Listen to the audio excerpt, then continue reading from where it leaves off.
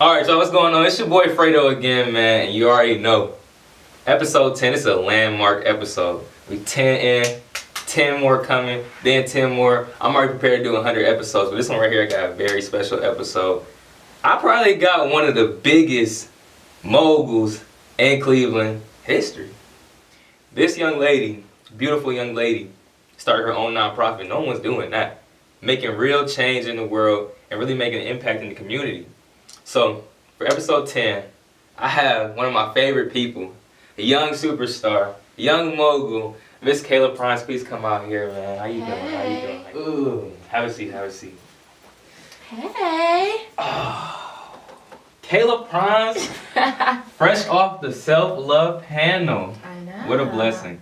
Congratulations, by the way. The panel was pretty awesome. Okay, so tell us a little bit more about the week's events that just happened, as well as the self-love panel.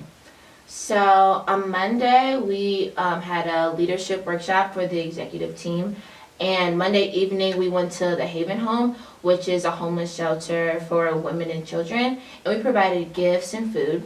And then Tuesday we went to the Juvenile Detention Center and we spoke to the youth. This is actually our third time going, so I really encourage a lot of people to go to the Juvenile Detention Center. They did say that Valor was the first members or group of Black college students to go to Juvenile Detention Center, and they actually need more Black leaders to just be an example to the youth.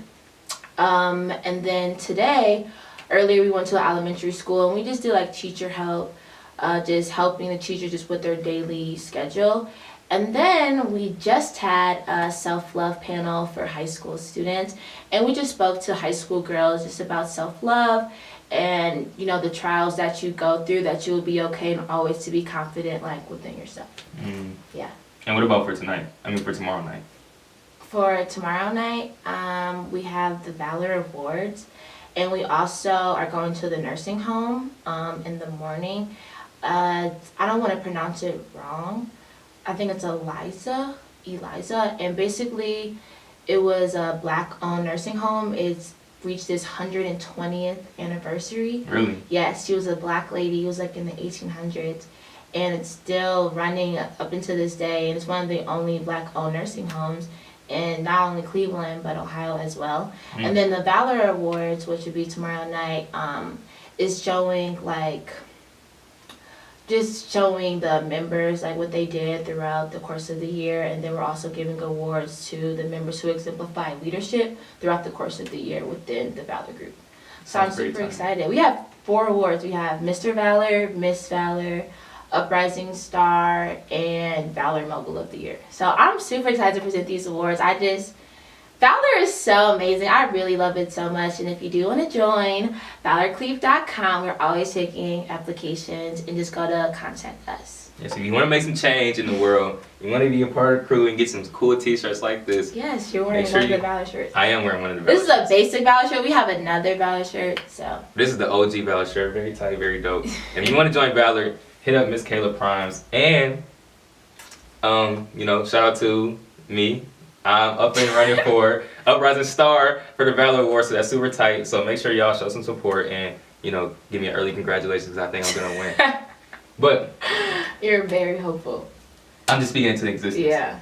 But for you, so how could you, what made you want to start doing things like this in the community and just, wanting to be, a change agent? Okay, so I've always done community service throughout, my whole entire life.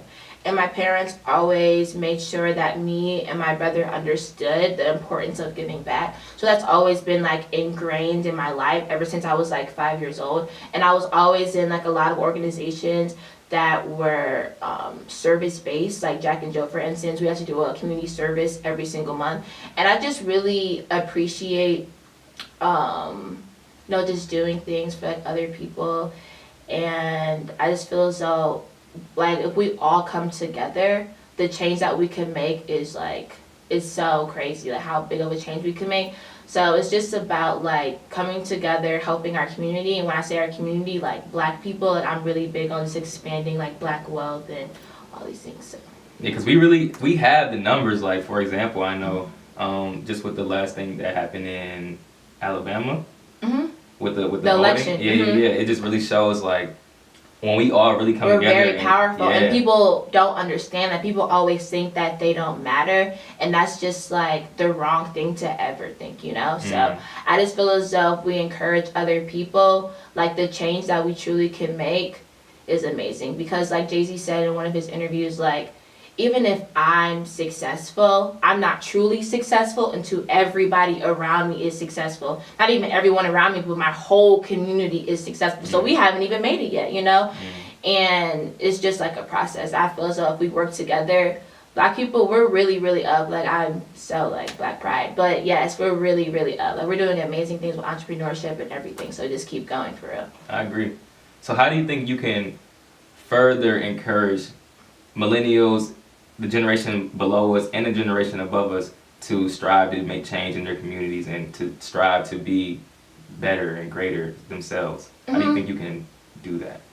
I just think that people should always focus on what they love. I feel as though when you don't focus on what you love, you already have like I'm not really trying to do this for real, you know? So for instance, with your platform, Fredo N Da Cut, you're showing people like upcoming stars about like what they're doing and showing the world that, right? So that can create change, because it's like, wow, this person, we're in the same position, I could really grow, I could really expand. And I just feel as though for me, for instance, I love Valor, I love doing service, I love like doing leadership workshops. So I feel as though with that, I'm giving knowledge, you know, to other people, and people are also giving me knowledge. So I feel as though when you're so passionate about something, that's the change you're already making. So it's not necessarily you have to go out and do service, you know? So whatever you do, just make your change in your field, in your lane. So I definitely believe that. I like that. So is there anybody currently or past or, you know, who have influenced you to do things like this? Of course, my mom and my father, they're huge examples for me. Michelle Obama, love her, literally love her. Oprah Winfrey, and currently Angela Rye. I really, really Shout out to Angela Rye. Yeah, shout out to Angela Rye. And my boy Common. Yeah, yeah. No, Angela Rye is very, very powerful.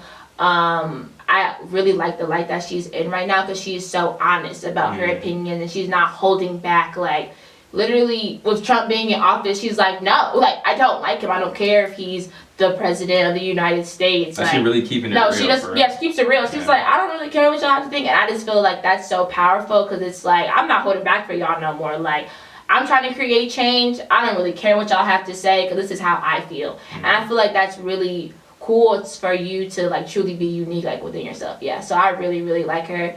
She's so funny on CNN. Have you ever seen like her on CNN before? I think I've seen it like probably on like Twitter or something. On Twitter, yeah, she's so funny. And she's so funny. And she was actually an executive director for the Congressional Black Caucus, and now she's like a CNN political commentator, which is life Super goals. lit, yeah, it's life goals for me as well. So it's really cool. I saw on I forget what social media platform, but you just had a meeting with somebody from The Hill, right? Yes. So I was with Representative Hank Johnson, and can you explain to everyone who may not know who Mr. Hank Johnson is? Okay, so why this is important? Why is this something that we should talk about? Yeah, so he is a congressman, and a federal congressman, and he is over like the Atlanta area. He's also a member of the Congressional Black Caucus. So I was just discussing with him about like certain issues that I have within the community, and how I could create change, and how Valor can also create change. So yeah, it was really cool. It was really cool, yeah. No, that's pretty huge. That's a really howling thing. Yeah, I was so nervous. Especially for it to be like one of the things that you want to do, like in that position, and it seems like you really like closing in on your dreams. I think that's really dope.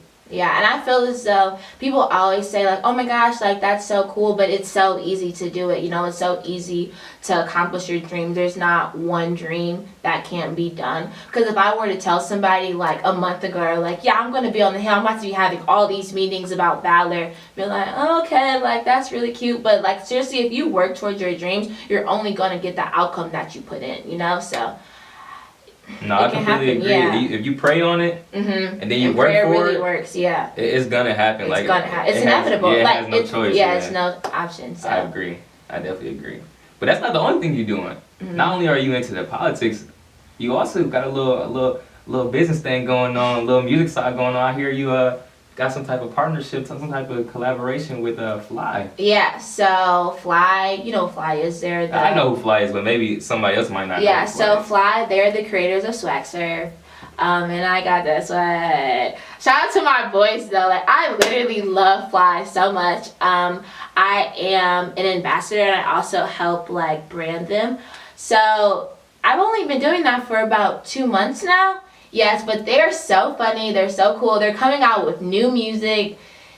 They're gonna make a huge comeback. Like Swag Surf, it came out in 2009 when people. But it's still an it's anthem, still right? a One of the banger. biggest It's still a anthems. banger, Yeah. and it's really crazy because it's not only like a song that's nationwide. That's a global song. It's a global song. Mm-hmm. So they do have really good music coming out. They're really, really nice and they're really turned. I'm really excited for just to be on the team and to see what their future holds because what the work they've been putting in, it's some serious work. I believe it. They're putting in some serious. But what do you think that you, Kayla Primes, can do to help take them to another level? Knowing that they've already been on one of the highest platforms ever in the world. Yeah, so I was very like scared at first. Like, what am I gonna do? Like, I have such a huge role. They've been on billboards. They've been on the hot R&B and hip hop charts. But the thing that they want is when they had Swag Surf, it was kind of the MySpace, Facebook age, yeah. So they don't really have like a huge Twitter and Instagram following. So what I'm trying to do is trying to get more like millennials engaged with them on Twitter and Instagram. And also for people not to be like, you're the creators of Swag Surf. You know, they are Fly. Like, Yeah, bigger than Swag Surf. they're bigger than Swag Surf. They're Fly. So that's what I'm trying to do right now because everybody knows that song. It's a banger. Like, it's a true banger. And when you hear that song, you're going to instantly move. And I want them to, like, you know, really become big. And I want them to get the credit that they deserve. I agree because sometimes, you know, before I even knew who Fly was, I knew what Swag Surf was, you know? And I think a lot of times some people might not even identify Swag Surf and Fly as the same thing, you know? So for you to be able to like bridge the gap and really show them who the artist is behind the hit, that'd be really huge for you and for them as well. Yeah, so if you're on Twitter and Instagram, follow them at We Are Fly. They're so funny. Like if you ever retweet them or they show so much love and they're really, really funny, like I keep saying. Like they respond to like their fans and yeah, and I actually might have a freestyle coming out, but that's on the low. Cause you know, KK You have Flames. a freestyle coming out? KK Flames. It's a joke, but I low-key can rap. People say I can't rap. I went to rap school. Drop bars right now. I feel like I'm on the spot and there's no music. Let's start beatboxing. Acapella. Right now, freestyle right now. KK Flames. KK Flames. Another episode. You have to bring me back. Alright, that's When you bring me back, then you'll come prepared with the bars. straight bars. But you have to come back with fire bars. Like straight fire bars. Come on now. Fuego. You already know what the name is, man. I got nothing but fire in me. But okay, that's a bet. But right now, I actually want to take a quick break. I want to show you guys some pictures from her last service week. It's been pretty dope, and she has some pretty solid pictures. So we're going to go ahead and we're going to cut to that real quick.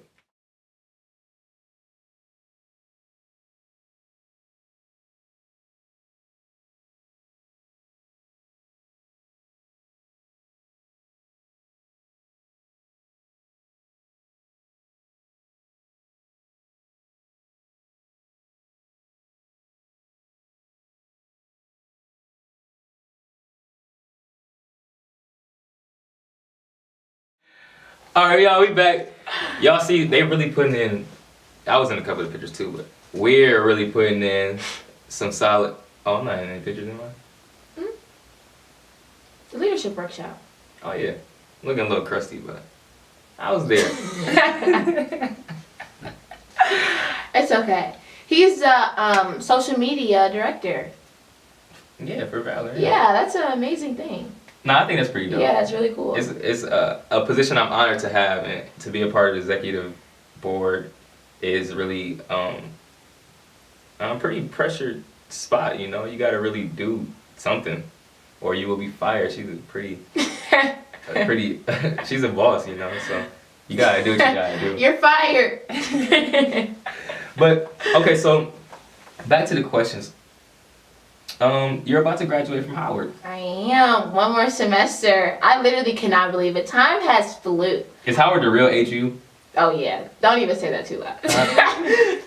We're the only HU for real. Like, we don't even count Hampton.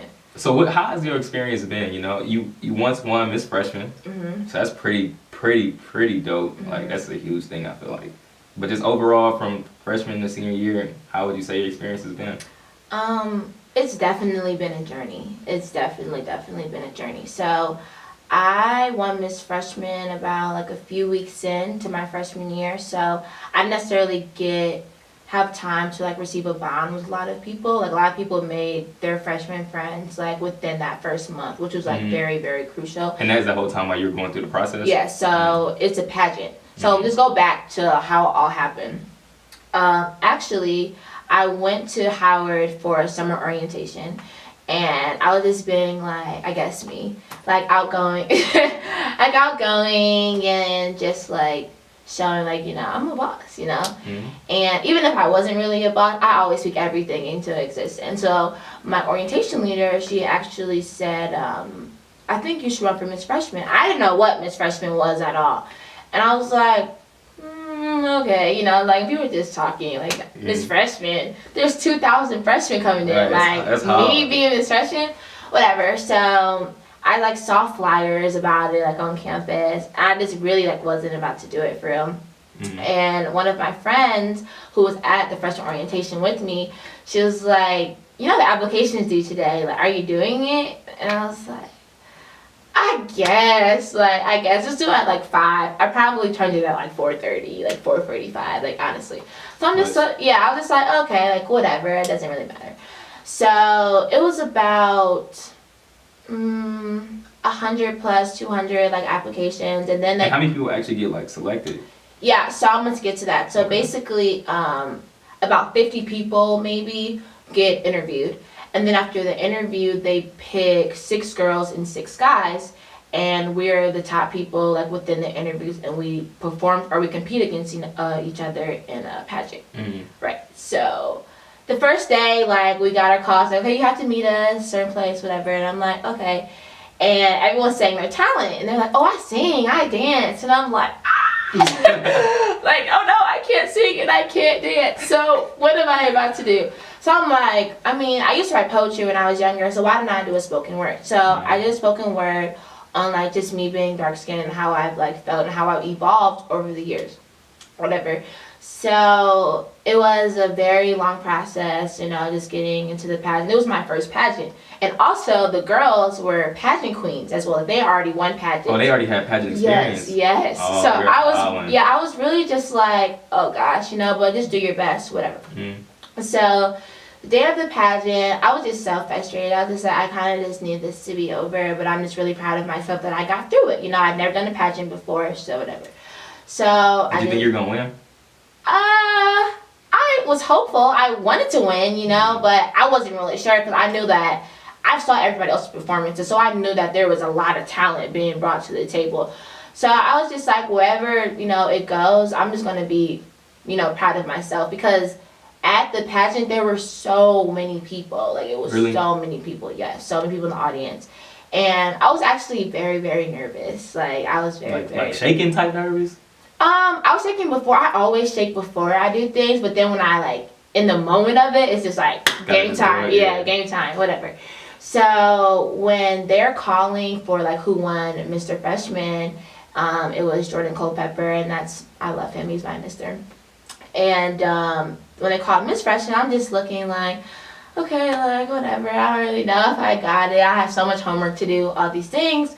And they said contestant number 8, Kayla Primes. And I was like, oh my God. I literally could not believe I just won Miss Freshman. Like, literally Miss Freshman. And 8's my lucky number, so it was just like a beautiful thing that it's my family's lucky number as well. So it was a beautiful thing that I won. And yeah, so that was the first thing that I did at Howard. So do you think winning Miss Freshman like altered your Howard experience? Definitely, because it's so much pressure being Miss Freshman. Like I said, there was 2,000 freshmen in my class. So I was literally the liaison between the students and the faculty. So a lot of students came to me like with their issues, and they always wanted to see me like in this perfect light. And I feel like I struggle with that now, just always trying to be perfect, but perfection doesn't exist. So you just always need to be okay for like who you are. So for instance, people would always tweet like crazy, crazy things about me. And at first it was very hard to ignore because it's like, I'm really trying my best. And you guys are only picking out the flaws in me. So it was very, very hard. But I feel like I started to get more and more comfortable with myself.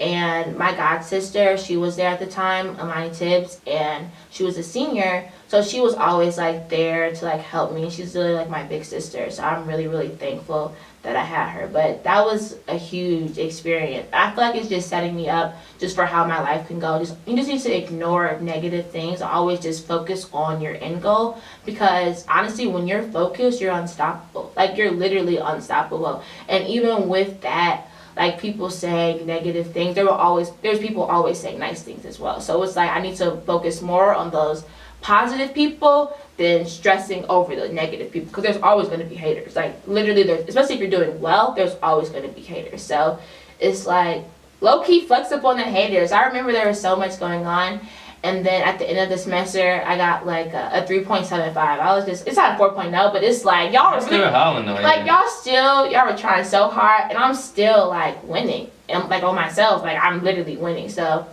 whatever, people just need to know how to like maneuver through the haters, because there's haters for sure. No, I agree. I think you gotta just really, especially when you have an end goal in mind, you gotta really just keep the tunnel vision. Like personally, like what areas you could get better in, and you need to focus on doing that, and really just stay the course and really just keep going forwards. Because you listen to the stuff on the outside, it's gonna slow you down. It will slow you down. Yeah. Like it would literally slow you down. And sometimes, like, I'm not gonna say I'm always like, oh, I never listen to what the haters have to say, because sometimes it gets to me. I'm just like, oh dang. But I'll always have to like snap back. Like, okay, you can't be in this for a week. You can't be in this for 2 days. Like, you need to get over this like right now. And we got stuff to do. Yeah, we have stuff to do. We gotta keep going. Life didn't stop right now. So you just gotta keep pushing through. And I just feel as though it really, really helps me. And even though I used to complain about it a lot, like, oh my gosh, I hate being Miss Freshman, or I hated being Miss Freshman. At the time, I loved being Miss Freshman, but thinking about it is like, damn, I really didn't like it, or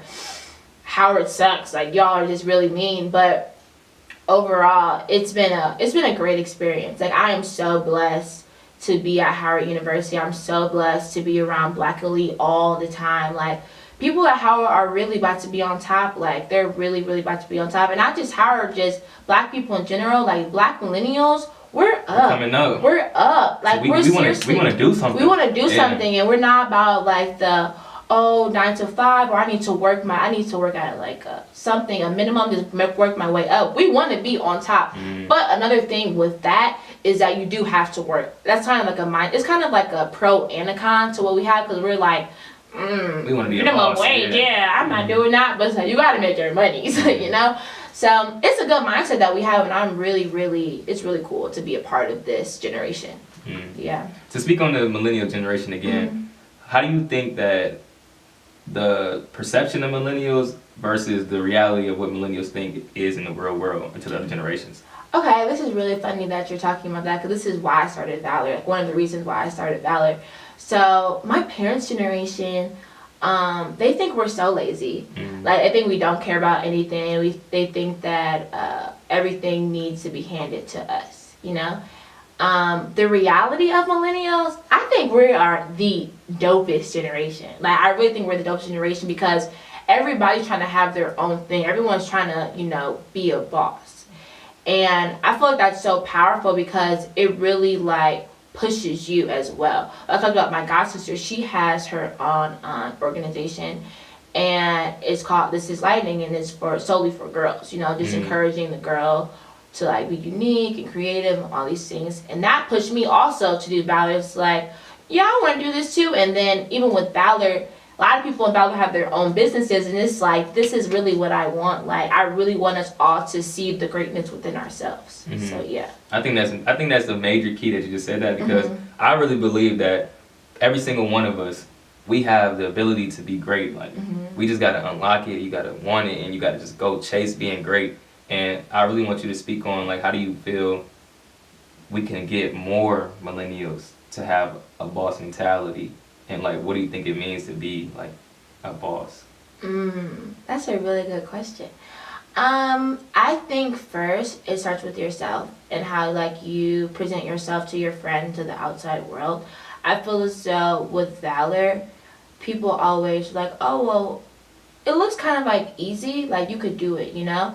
And they're like, okay, well I guess I can start my own business as well. And I feel like we need more people like myself or like you just to like encourage other people. Like you can literally do, you could really do it. And I always ask people all the time, so this in my leadership workshop, like, what if you could do something without any restraints at all? What would you be? And then the next thing is, why not be it? Right. There should be no like restraints on anything. Like you could literally do anything. So I feel as though you also need to encourage your friends. I feel like we need to get off the mindset of I need to put my whole team on, but it's like your team needs to be your dream team. And it's something that Diddy always talks about because people who I guess work for Diddy, those are his close friends. And you know, they went to excellent schools and they be working hard. Like, and they still work very, very, very hard. But they don't really see Diddy like as their boss. You know, they just see it as, you know, we're helping our brand and we're helping just like each other, you know? And I feel as though people don't need to necessarily be selfish in regards to who's quote unquote winning. Yeah. When everybody can win. When everyone can win, and you should want that. Like I always say, like if my friends aren't winning, I'm not winning. Like that goes back to the Jay-Z thing. Like that just makes no sense for me to be the only lit person in my friend group. Like what am I doing then, you know? So I suppose that we need to do that and encourage our friends. Like if you see your friend down or something or they're giving up, you need to talk to them. Like, you know, what's up? And I feel as though that extra step, you don't know what could happen. Like the craziest things could happen. So yeah, and then in regards to what it means to be a boss, I think when people think of the word boss, they only think like you tell people what to do. But for me, what it means to be a boss is to allow yourself to listen to others, you know? Being okay with, you know, you're not the smartest person ever. Like, you're really not, and you're always should be open to help.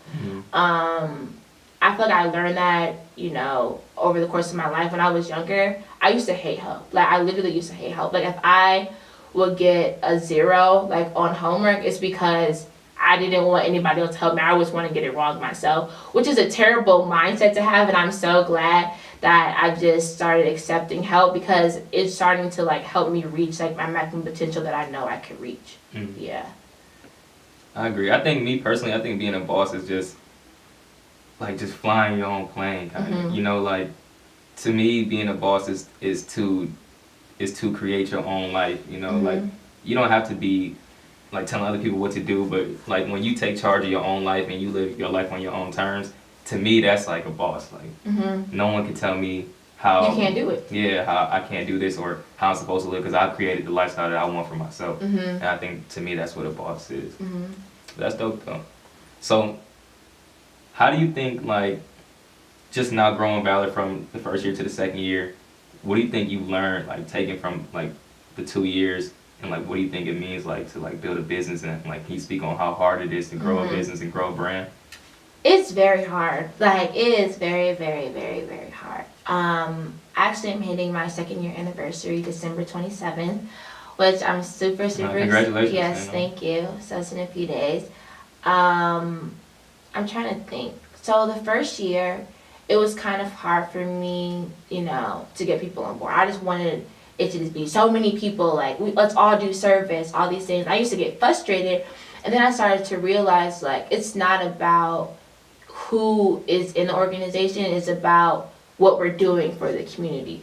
And you just have to keep going. Like, there's always gonna be things that happen that you may not want it to happen, you know, but you just have to keep pushing forward. And I'm still learning that to this day, you know, like, having your own business is so hard. Yeah, they say like 1% of new startups actually become successful. So like you really have to persevere. You have to, and the first year is your most critical year.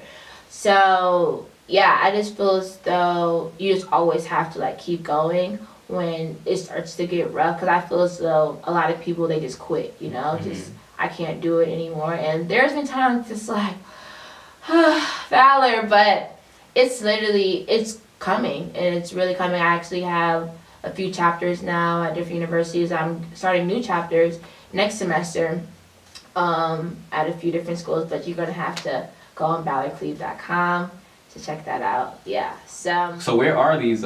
Oh, do you not want to tell them? Oh, I can say where the chapters already are. Because how many new chapters do you have since starting? Well, there's like a few more, so I should have like 4 or 5 chapters. And this is not in the same city. It's not in the same city. This is over a couple of cities, couple of different schools, East Coast. Right? Yeah. Okay. So there's a Valor Bowling Green, and that's the second chapter of Valor, which is amazing. Like, yeah, shout out to Valor Bowling Green. Bowling Green is lit, and I'm shout out to my girl Anointed Collins. She literally hit me up the end of last winter service week. Like, I had to take it to Bowling Green, and she has done a phenomenal job. She's also the programming director for Valor Cleve, and I'm sad that she's leaving. She's moving to Cali, but there's a new president, and Alexis Grace, and I'm super excited for her to come in, and I think she's gonna, you know, keep take it moving, take the torch from Anointed. Valor Bowling Green, they're making some moves. Yeah, they're making moves. I have like a Valor DC, a DMV, a citywide chapter, so that's DC, Maryland, Virginia. We had a summer service week, and I came from Barcelona. I went straight to Valor DC service week, then straight to Valor Cleveland service week, and I'm like, wow, is this like my life? Like, this is so crazy. It's a preview. Yeah, it's really crazy. I have a Valor Cincinnati chapter right now. Shout out to Michael Morgan, President Michael Morgan. The Prez. Yes, the Prez. And yeah, there's a few other chapters, but they're coming next semester. So you have to just keep in tune with Valor, because it may be on your campus. It really may be on your campus. Soon. It's coming soon. Speak it to existence right now. That could really happen. It could be anybody who's watching right now, Valor could be at their school very soon. Very, very soon. So what is next for Kayla Primes?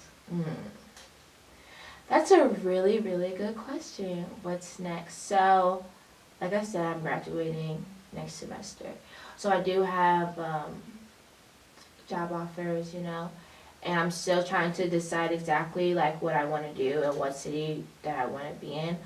But in regards to Valor is going to be huge. Like, Valor is going to be huge, and I'm trying to make it just like nationwide, and just people to feel the presence of Valor. Like, the small change that we're making is going to keep like building up, and everyone's going to feel the presence of Valor. And what Valor actually means is to be courageous through a battle. And when I say the battle, I believe the battle of life. And the Valor members were like soldiers, you know, going through the battle of life, and we're just trying to figure out like our way, but help create a path for other people as well. And yeah, hopefully I get to be on CNN, political correspondent. That'd be lit. That would be very. It can happen though. Yeah, that would be amazing. Hopefully, just get more like in tune with the Congressional Black Caucus members. I don't know. I really want to be on the political side. I really want to be on the business side. I'm in so many different fields right now. I don't know where life is going to take me. I really, really don't. Isn't that kind of exciting though? It's exciting. It is exciting. It is stressful, but it is very, very exciting, because it's like there's options, you know, and it just really. And there's probably more things coming that you don't even know yet. Exactly. So I'm just very, very blessed. I'm very, very blessed to just have so many different opportunities at such a young age, and I'm just gonna, you know, keep grinding and encouraging like my peers that we could do this, you know, like we could really all become millionaires, and that's a what if, and that's not even like that can't happen. It's not even like a far-fetched thing. Like, we can really do it. And people in Cleveland as well. Like, I'm literally from Cleveland. Like, I'm from Cleveland, Ohio, and I tell people that at Howard, they're just like, Cleveland? I would never expect you to be from Cleveland. It's like, you can't really, don't be hollering on Cleveland, because We're up. People don't know the Cleveland. The Cleveland culture is amazing. Cleveland culture is dope. We got dope people here, and the world gonna find out very soon. But with all that being said, man, I just want to say thank you again for coming. Thanks for having me. Handshake. Hey. Well, good luck on everything. You know, yes, have a great 10. last semester. This is episode 10, man. This is probably one of my favorite episodes, and I really believe that I'm sitting next to a legend right now. So. You're a legend. This is a legend. Fuego. But make sure y'all tune in for episode 11, man. This is a super lit episode. Thank you again. Thank you.